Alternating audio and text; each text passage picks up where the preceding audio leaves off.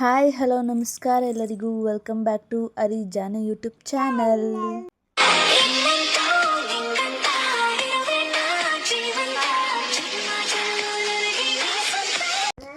ನಾನಿವತ್ತು ಮಾಡ್ತಿದ್ದೀನಿ ಸಣ್ಣ ಮಕ್ಕಳಿಂದ ದೊಡ್ಡವ್ರಿಗೆ ಇಷ್ಟ ಆಗೋ ಮೊಳಕೆ ಹುರುಳಿಕಾಳು ಸಾರು.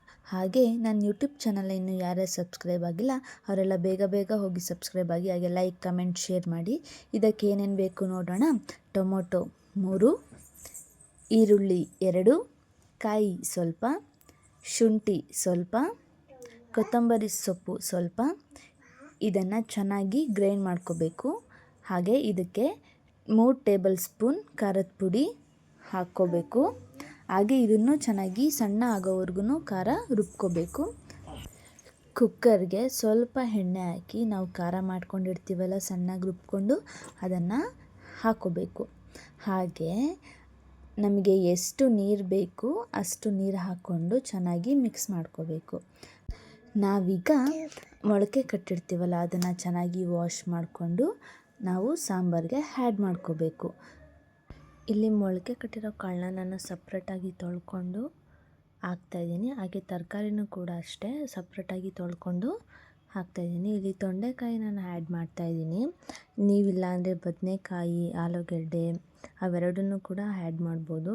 ಸಾಂಬಾರು ತುಂಬ ಟೇಸ್ಟಿಯಾಗಿರುತ್ತೆ. ನಾನಿಲ್ಲಿ ತೊಂಡೆಕಾಯಿ ಮಾತ್ರ ಆ್ಯಡ್ ಮಾಡ್ತಾಯಿದ್ದೀನಿ.